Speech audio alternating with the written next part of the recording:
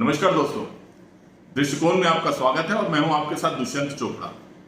दोस्तों, अगले वर्ष की शुरुआत में जिन 5 राज्यों की विधानसभाओं के चुनाव होने वाले हैं, उसमें अधिकांश राज्यों में, चाहे वो उत्तर प्रदेश हो, उत्तराखंड हो, गोवा हो, वहां पर भाजपा का ही स्टेक सबसे बड़ा है। वही उनकी ही प्रतिष्ठा दांव पर लगी हुई है कि वो वहां पर पुनः सरकार स्थापित कर पाते हैं या नहीं। लेकिन इनमें से एकमात्र राज्य पंजाब, जो कि एक बहुत ही महत्वपूर्ण राज्य है, बॉर्डर स्टेट भी है और एक बड़ा राज्य है। और अभी हाल ही में जो किसान आंदोलन शुरू हुआ और अभी तक जो चल रहा है, उसका जो बीजारोपण हुआ, जो शुरुआत हुई, वो भी पंजाब से हुई। और पंजाब में कांग्रेस के मुख्यमंत्री हैं कैप्टन अमरिंदर सिंह। तो आज हम पंजाब के ऊपर कुछ चर्चा करने वाले हैं। आज कुछ केंद्र बिंदुओं पर हम लोग चर्चा करेंगे। उसके बाद एक सीरीज मैं कोशिश करूंगा कि आने वाले पंजाब चुनाव के ऊपर हम लोग उस पर डिस्कशन करें। उसमें मैं आपके सामने कुछ तथ्य लाकर रखूं और वहां के पुराने नए जो भी आंकड़े हैं वो सब मैं आपके सामने रखने का प्रयास करूंगा। लेकिन आज मोटे मोटे तौर पर कौन कौन है इस लड़ाई में और किसका कितना स्टेक है, उसके ऊपर हम लोग चर्चा करते हैं। और क्या मुख्यमंत्री अमरिंदर सिंह और प्रधानमंत्री मोदी के बीच में कुछ खिचड़ी पक रही है, इसके ऊपर भी मैं आपका ध्यान कुछ आकर्षित करना चाहूंगा। लेकिन वीडियो शुरू करने से पहले जो अपील मैं वीडियो के अंत में करता हूं, वो मैं जरूर आपसे अपील करना चाहूंगा कि YouTube के माध्यम से बहुत से लोग हमारे इस चैनल को देख रहे हैं, हमारे वीडियोस को पसंद कर रहे हैं, हमारी स्टोरीज उनको भा रही हैं। लेकिन जो हमारे पास रिपोर्ट आ रही है, उसमें से अधिकांश लोग ऐसे हैं जो वीडियो तो देखते हैं, लाइक भी करते हैं, लेकिन हमारे चैनल को सब्सक्राइब नहीं करते। तो आज एक परंपरा तोड़ते हुए सबसे पहले मैं आपसे अपील करना चाहूंगा कि कृपया दृष्टिकोण न्यूज के इस चैनल को आप सब्सक्राइब करिए। ये बिल्कुल फ्री ऑफ कॉस्ट है, इसमें आपका कोई मोल नहीं लगना। आप सब्सक्राइब करेंगे या हमारे सब्सक्राइबर बढ़ेंगे तो हमारा उत्साहवर्धन होगा, हमें आगे और अच्छी अच्छी खोजपूर्ण स्टोरीज करने का एक नया उत्साह मिलेगा। तो बातचीत की शुरुआत करते हैं पंजाब चुनाव को लेकर। अभी कल ही दिल्ली में एक बहुत ही गर्मा गर्म एक गहमा गहमी सी थी, बल्कि पिछले 3 दिनों से, जब से पंजाब में मुख्यमंत्री अमरिंदर सिंह को कांग्रेस पार्टी के ही नवजोत सिंह सिद्धू और दूसरे अन्य लोग जो वहां के पंजाब कांग्रेस के नेतागण हैं, जो वहां मुख्यमंत्री बनने की लाइन में भी थे, नहीं बन पाए। और सिद्धू जैसे महत्वाकांक्षी व्यक्ति जो कुछ ही समय पहले कांग्रेस में आए हैं और आज ये शुरू से ही उनका एक ख्वाब यही रहा कि उनको मुख्यमंत्री से कम कुछ नहीं चाहिए। लेकिन हम शुरुआत करते हैं, हम थोड़ा सा आंकड़ों पर नजर डालते हैं कि पंजाब का चुनाव है क्या। अगर हम थोड़ी पीछे जाएं, 2014 के लोकसभा से हम लोग एक आंकड़ों के ऊपर नजर डालें। मैं 2014 को बेंचमार्क इसलिए मान रहा हूं कि 2014 का लोकसभा चुनाव एक ऐसा चुनाव था जबकि आम आदमी पार्टी प्रादुर्भाव में आ चुकी थी, दिल्ली में सत्ता का स्वाद चख चुकी थी और मुख्यमंत्री केजरीवाल की महत्वाकांक्षाएं, उच्चाकांक्षाएं बिल्कुल बलवती थी और वो बिल्कुल 7th स्काई के ऊपर उड़ रहे थे। उस समय आम आदमी पार्टी ने देश भर में बहुत जगह पर लोकसभा चुनाव में हिस्सा लिया। तो पंजाब ही एक ऐसा राज्य था, एकमात्र ऐसा राज्य जहां लोकसभा चुनाव के नाते आम आदमी पार्टी को सफलता मिली थी और उनके 4 लोकसभा सदस्य जीते थे वहां से, पंजाब से। तो कुल जो पंजाब की 13 लोकसभा सीटें हैं, अगर हम उनके ऊपर 2014 के चुनावों पर नजर डालें तो जहां आम आदमी पार्टी ने एक एंट्री मारी, धमाकेदार एंट्री मारी और उनको 4 लोकसभा सीटें मिली, वहीं कांग्रेस को 3 सीटें मिली, संयुक्त अकाली दल को 4 सीटें मिली और भाजपा अपनी 2 सीटें जीतने में कामयाब हो पाई। अब उसके बाद बात करते हैं 2017 के विधानसभा चुनाव की। 2017 का विधानसभा चुनाव आते आते तक पंजाब में आम आदमी पार्टी अपनी जड़ें जमा चुकी थी। वो धीरे धीरे उनका कैडर बेस भी बन रहा था और साथ साथ अरविंद केजरीवाल जो एक ऐसे क्रीचर हैं कि वो एक बच्चा होता है ना किसी घर में, जिद्दी बच्चा, वो कहता है भाई मुझे घर में अगर 4 टॉफी आई है तो चारों की चारों टॉफी भी चाहिए, फ्रूट भी चाहिए, हर चीज उसको चाहिए। तो इसी तरह से 2017 में अपनी इसी एक महत्वाकांक्षा के चलते आम आदमी पार्टी के जो चीफ अरविंद केजरीवाल हैं, तो केजरीवाल महोदय ये चाहते थे कि पंजाब में जो चुनाव होने जा रहा है वो ना सिर्फ आम आदमी पार्टी जीते बल्कि मुख्यमंत्री भी वही बने। हालांकि शुरू के जो सर्वे आए उसमें सारा यही चीज थी, सब लोग दिखा रहे थे कि आम आदमी पार्टी जीत भी सकती है, वहां सरकार बना भी सकती है। यहां पर मैं इस बात को बहुत ज्यादा जोर देकर इसलिए कह रहा हूं कि वहां पिछले बहुत समय से अकाली दल और कांग्रेस, हालांकि बीच में भाजपा का जब गठबंधन अकाली दल के साथ हुआ जो कि बहुत लंबे समय तक चला, उसमें बिग ब्रदर बड़े भाई की भूमिका अकाली दल की ही थी, भाजपा की छोटे भाई की भूमिका थी। उनको लोकसभा के समय 3 सीटें मिलती थी तो विधानसभा के समय 117 में से केवल 13 सीटें या कुछ और इससे ज्यादा कुछ सीटें उनको मिला करती थी, और इससे ज्यादा भाजपा ने कभी मांगी भी नहीं। और भाजपा ने वहां पूरे पंजाब में पैर पसारने की भी कोशिश नहीं करी, अकाली दल या कांग्रेस का विकल्प बनने की भी कोशिश नहीं करी, और ना ही भाजपा ने जो एक रणनीतिक गलती करी, पंजाब में अपना कोई नेता, बड़ा नेता खड़ा करने की, बनाने की कोशिश करी। तो आम आदमी पार्टी ने उसी वैक्यूम का, वो जो एक शून्यता बन गई थी, एक नई पार्टी की वहां संभावना बन गई थी, उस संभावना को उसने पूरी तरह से एनकैच किया। और 2017 का जब विधानसभा का चुनाव हुआ, हालांकि कम होते होते उनके प्रत्याशी केवल 20 एमएलए जीत पाए, वो लंबा किस्सा, हम अगले वीडियो में उसके ऊपर चर्चा करेंगे।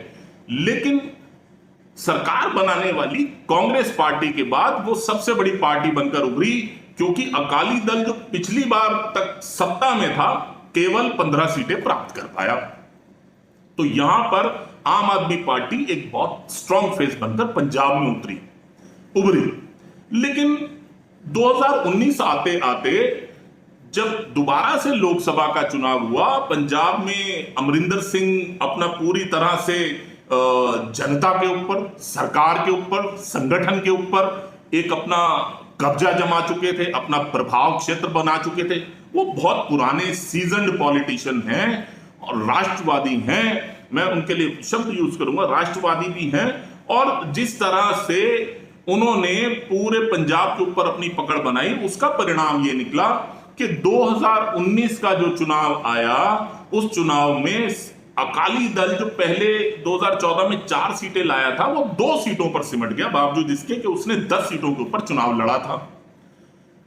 केवल सुखबीर बादल और उनकी धर्मपत्नी सिमरनजीत सिंह कौर वही चुनाव जीत पाई, बाकी सारे अकाली दल के प्रत्याशी धाराशायी हो गए।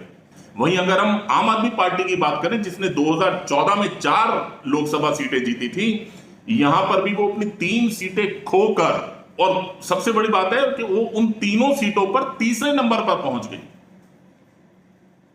दूसरे नंबर पर भी नहीं, तीसरे नंबर पर पहुंची, और वो केवल भगवंत मान केवल एकमात्र उनके जीतने में कामयाब हुए।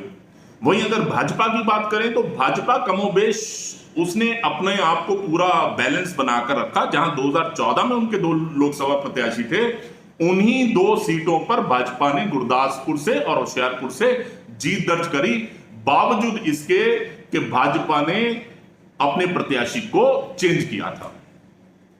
ये सब बातें मैं आपके सामने इसलिए रख रहा हूं कि आप इस बात को समझ सकें कि पंजाब में जो 2014 और 17 में एक नई पार्टी के लिए एक स्पेस दिखता था, वो स्पेस 2019 आते आते कैप्टन अमरिंदर सिंह ने अपने कामों से, अपने राजनीतिक कौशल के बल पर उस वैक्यूम को लगभग खत्म कर दिया।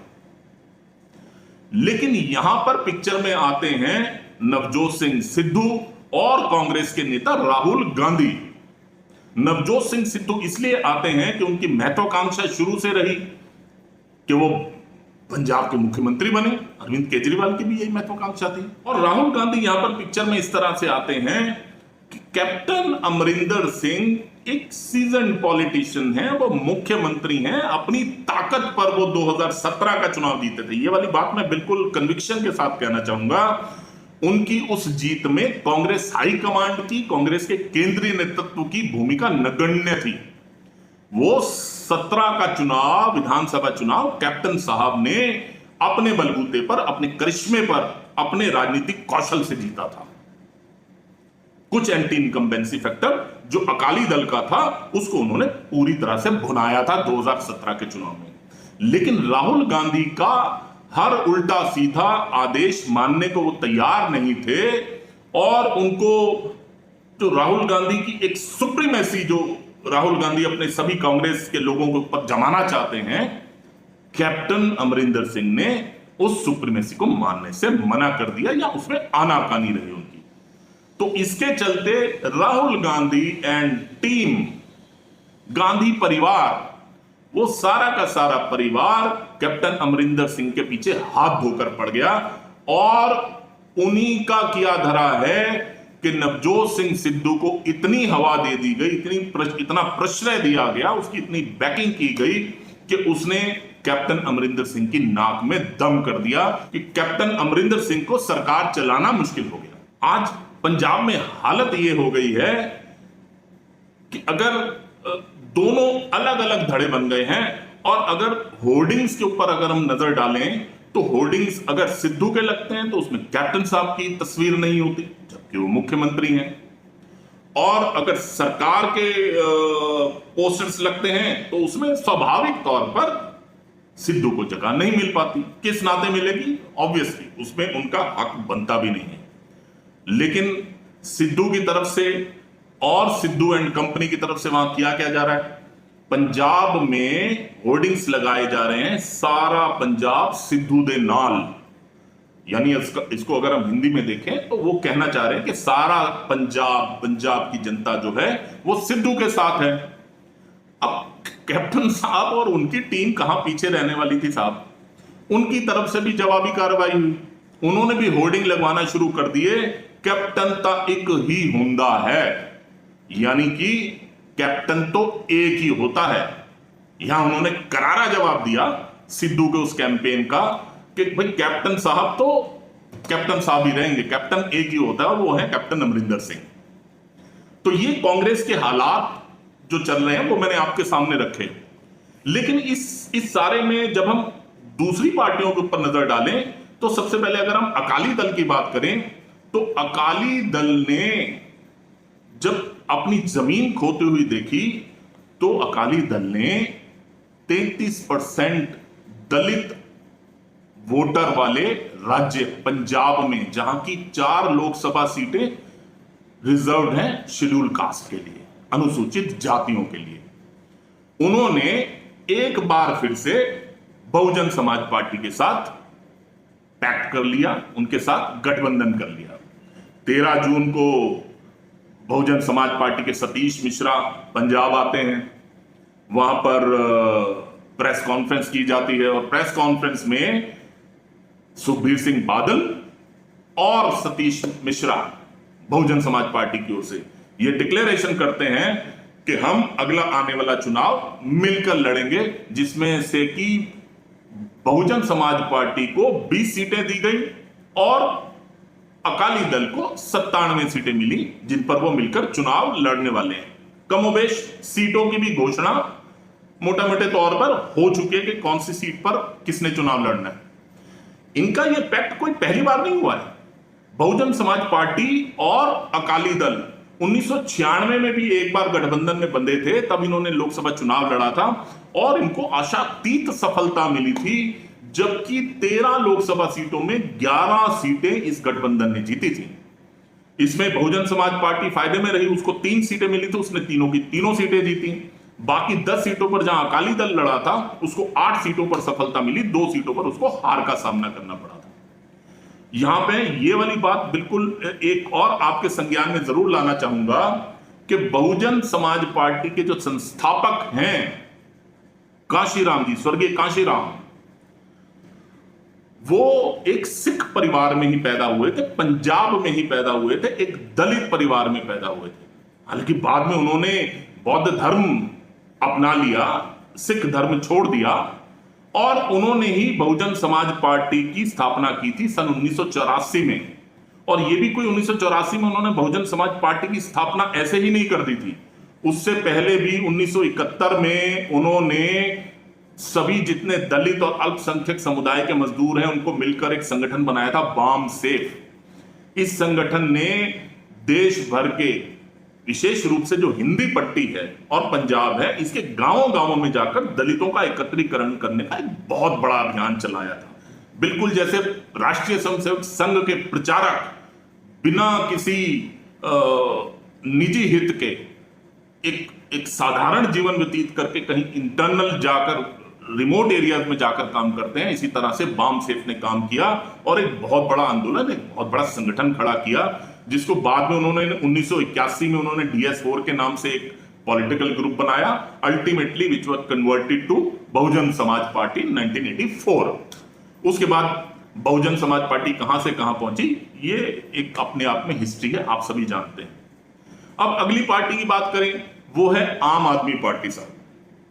अब आम आदमी पार्टी के सर्वे सर्वा अरविंद केजरीवाल, दिल्ली के मुख्यमंत्री, जिनका ख्वाब आज भी शायद कहीं उनके मन में दबा पड़ा होगा कि वो पंजाब का मुख्यमंत्री बन जाए, लेकिन पिछले चुनावों में उनकी इस महत्वाकांक्षा ने जो पार्टी की हालत करी, उससे सबक लेते हुए इस बार जब वो सोमवार को ही अभी अमृतसर गए थे, राघव चड्ढा उनके साथ थे, उनके दूत हैं, हमेशा की तरह उनके साथ वो राघव चड्ढा थे। हाँ, दूत अब हैं, क्योंकि पहले आपको ध्यान होगा पिछली बार के विधानसभा चुनावों में उनके दूत वहां संजय सिंह थे, और संजय सिंह पर जिस तरह के आरोप लगे थे, मैं आरोप की बात कर रहा हूं, इसमें क्या सच्चाई थी क्या नहीं मैं इसके डिटेल में नहीं जाना चाहता और ना मैं इस पर कोई दावा करता हूं, लेकिन बड़े पुख्ता आरोप लगे थे कि संजय सिंह ने पैसा लेकर वहां पर टिकटें बांटी थी, इस वजह से ऐसे अयोग्य लोगों को टिकट वहां पर मिल गई थी, जिसकी वजह से आम आदमी पार्टी वहां हारी। तो इस बार जब आम आदमी पार्टी के सर्वे सर्वा अरविंद केजरीवाल पंजाब पहुंचे, अमृतसर पहुंचे राघव चड्ढा के साथ, तो वहां पर उन्होंने जो भूतपूर्व एक IPS अधिकारी हैं विजय कुंवर, उनको पार्टी में शामिल किया। विजय कुंवर अच्छी खासी वहां पर फॉलोइंग रखते हैं, लेकिन सबसे बड़ी मुद्दे की बात यह है, वहां पर अरविंद केजरीवाल ने इस बात की घोषणा करी कि अगर आम आदमी पार्टी की सरकार पंजाब में बनती है तो मुख्यमंत्री कोई सिख समुदाय से होगा। वो कौन होगा इसकी घोषणा पार्टी बाद में करेगी, समय अनुसार वो लोगों को इसकी जानकारी देगी। तो ये अपने आप में एक बहुत बड़ी घोषणा थी आम आदमी पार्टी की तरफ से, जो कि वहां पर अपने लिए एक नया रोल, एक सरकार बनाने जितना रोल वहां पर देखती है। तो अंत में अब हम बात करते हैं भारतीय जनता पार्टी की।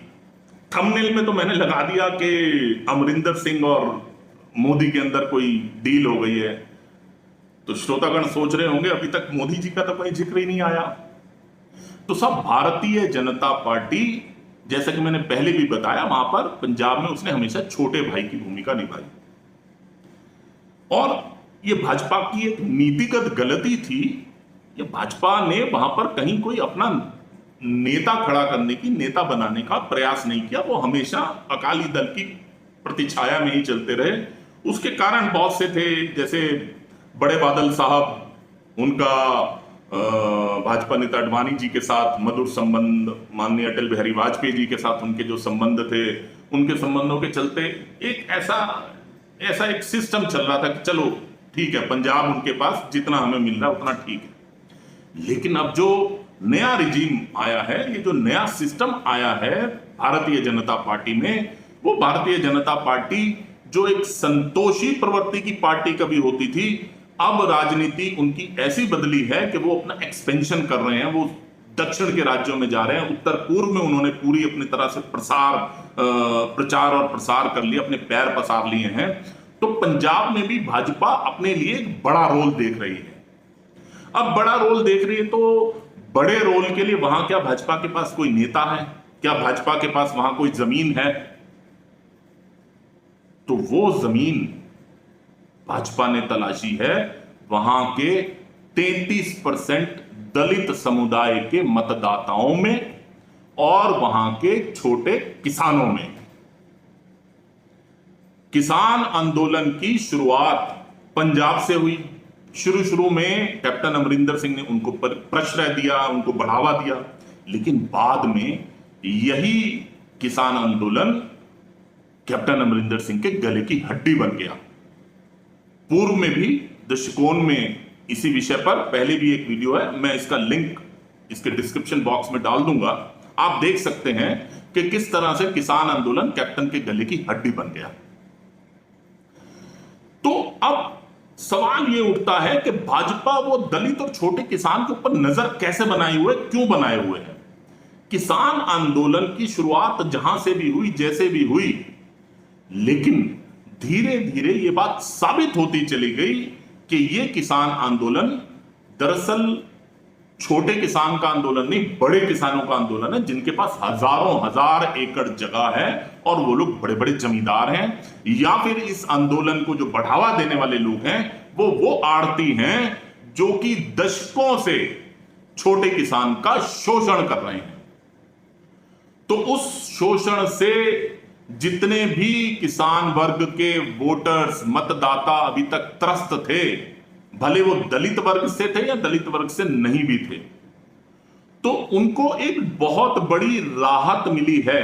भले ही वो अब डर के मारे या लोकल में जो उनके संबंध हैं उनके चलते वो उसको बोल नहीं रहे, लेकिन किसान आंदोलन शुरू होने के बाद और ये किसान कानून आने के बाद जो 2 फसलों की कटाई हुई है और उसकी जो सरकारी खरीद हुई है, उसमें एमएसपी के ऊपर, जिसका ये आंदोलन में सबसे बड़ा जिक्र करते हैं, उसका सबसे बड़ा हिस्सा पंजाब के किसानों की फसल को खरीदकर सरकार ने खरीदा है। और मजे की बात यह है कि इस बार जो भारत सरकार ने जितने भी छोटे किसान थे उन किसानों के सीधा खाते में पैसा पहुंचाया है। तो भले ही वो किसान आज खुलकर नहीं बोल रहे, लेकिन जिस तरह से उत्तर प्रदेश में या बाकी सब जगहों पर जो केंद्र सरकार की नीतियों का, भले उज्ज्वला योजना में गैस मिली हो, भले सफाई अभियान हो, भले शौचालय बने हो, भले प्रधानमंत्री ग्राम आवास योजना के तहत उनको घर बनाने को मिला हो, वो वहां पर पहले किसी ने नहीं बोला, लेकिन जब वोट डालने गए तो उनको याद था कि मोदी जी ने ये काम हमारे लिए किया है। ऐसे ही किसी भी डर के मारे पंजाब का किसान और पंजाब का छोटा किसान और पंजाब का दलित भले ही ये नहीं बोल रहा कि उसको डायरेक्ट पेमेंट मिलने का उसको बहुत लाभ हुआ है, उसका शोषण बंद हो गया, उसको सही खरीद का सही मूल्य मिल गया, लेकिन वो मन ही मन में ये बात के लिए ठान कर बैठा है, तैयार होकर बैठा है कि अगर आज भाजपा के लोग मेरे पास वोट मांगने आते हैं तो भले ही मैं उनको सामने से कुछ ना कहूं, लेकिन वोट डालने के समय वो भाजपा को वोट देने के लिए तैयार बैठा है। तो ये एक बहुत बड़े वर्ग के ऊपर भाजपा की नजर बनी हुई है, जिसको वो धीरे धीरे कंसोलिडेट भी कर रहे हैं। इसमें एक बात और, जो भाजपा की तरफ से अभी पिछले दिनों एक इशारा किया गया या एक धारणा बनाने की कोशिश की गई कि अगर भाजपा की वहां सरकार बनती है या भाजपा सरकार में शामिल होती है तो पंजाब को पहली बार एक दलित मुख्यमंत्री मिलेगा। यह अपने आप में एक बहुत ही महत्वपूर्ण, बहुत ही बड़ी घोषणा है, जिसका एक डीप इंपैक्ट पूरे पंजाब के दलित वर्ग के ऊपर पड़ने वाला है और पड़ रहा है। तो पंजाब का दलित वर्ग और पंजाब का छोटा किसान, इनका जो झुकाव कमोबेश भले ही गुपचुप तरीके से हो रहा हो, लेकिन वो भाजपा की तरफ हो रहा है। यहां एक यक्ष प्रश्न ये उठता है कि इसके बावजूद भी क्या भाजपा इतनी लंबी छलांग लगा सकती है कि वो वहां सरकार बनाने की स्थिति में आ जाए? बस यहीं पर कैच है। अमरिंदर सिंह मुख्यमंत्री होने के नाते जिस तरह से आहत हैं, त्रस्त हैं कांग्रेस हाईकमांड के साथ, जिस तरह से गांधी परिवार की तरफ से जानबूझकर उनको जो अपेक्षित एक इज्जत मान दिया जाना चाहिए वो इज्जत मान नहीं दिया जा रहा, उनकी बात नहीं सुनी जा रही, वो उससे बहुत आहत हैं।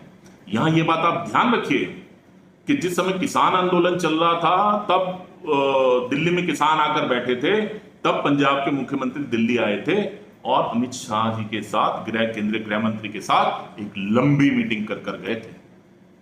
उसके बाद भी लगातार आप उनके बयानों को देखिए, लगातार पंजाब सरकार ऑफिशियल किस तरह से इस चीज को कर रही है, किसान आंदोलन के साथ निपट रही है, आप उसके ऊपर देखेंगे तो बहुत सा कहीं ना कहीं आपको विरोधाभास केंद्र सरकार के साथ नजर आ सकता है।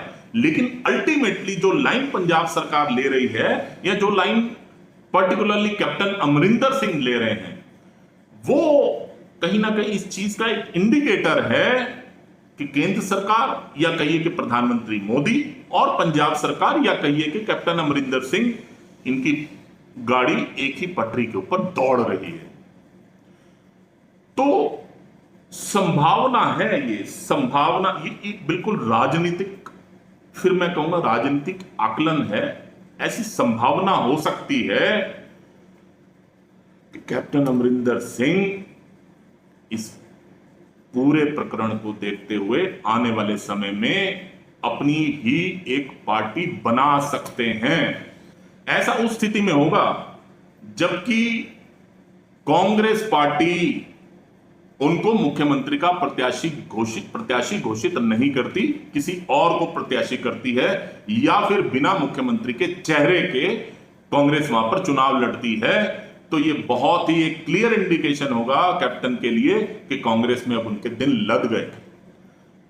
तब उनके पास दो ही ऑप्शन रहेंगी, या तो कांग्रेस में रहते हुए भी वो चुनाव लड़ें और जितनी भी सीटें आए, उसके बाद अगर कहीं जरूरत पड़ती है तो वो अपने एमएलए को लेकर बाहर हो सकते हैं, भाजपा के साथ कुछ अलायंस कर सकते हैं, या ये भी हो सकता है कि वो चुनाव से पहले ही कोई अपनी नई पार्टी लॉन्च कर लें, क्योंकि वो राजनीतिक रूप से इतने सक्षम हैं और पंजाब की सभी सीटों पर और कार्यकर्ताओं पर, कैडर पर उनकी इतनी पकड़ है कि वो आज भी अगर चाहें तो 1 महीने के अंदर अंदर वो पूरे पंजाब में सभी सीटों पर अपना कैडर खड़ा कर सकते हैं, अपना पार्टी का स्ट्रक्चर खड़ा कर सकते हैं।